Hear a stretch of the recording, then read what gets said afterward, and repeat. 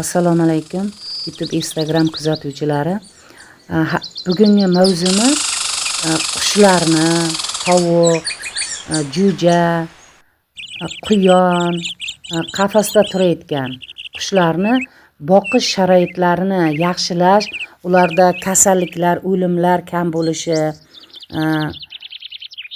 axlatlarini setkani tagiga tushib qoladi, setkadan pastga va ularda qurulik, nam o'zini axlatigadan hidlamasligi uchun va kasalliklarni oldini olish uchun mana bunday qurilgan inchalar.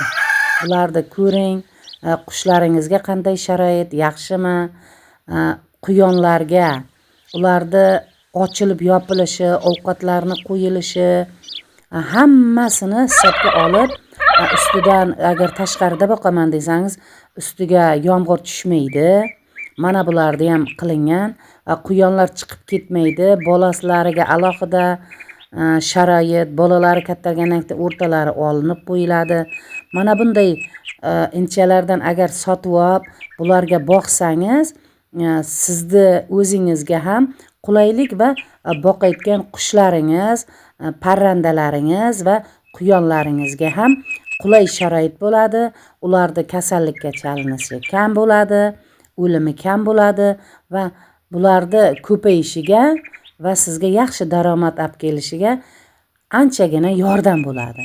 Mana bularni ko'ring, o'zingiz mana bulardan yasolsangiz, xuddi shunday yasang. Agar yasolmasangiz, ishlatsangiz ham necha yillar xizmat qiladi. Obuna bo'ling, like bosing, fikringizni qoldirib keting. Videoni oxirigacha tomosha qiling. Sizda ham shunaqa qushlaringizga, quyonlaringizga, tovuqlaringizga, jo'jalaringizga sharoit qilganmisiz? Bu haqida bizga kommentariyada fikringizni qoldiring. Bizlar bilan o'zingizni tajribangizni, fikringizni bo'lishsangiz, nur ustiga a'lo nur. O'rgatamiz va sizdan o'rganamiz.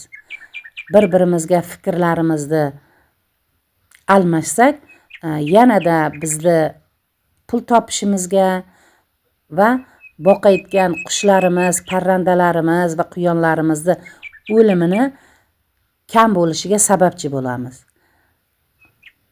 Yana bir bor o'rganamiz, o'rgatamiz. Obuna bo'ling. Videolarni boshqalarini ham ko'rib, boshqalariga ham fikringizni bildirib keting. Sizda qanday tajribalar bor? Biz ham buni bilsak yaxshi bo'ladi. Videoni oxirigacha tomosha qiling va o'zingizga kerakli xulosalarni chiqarib oling.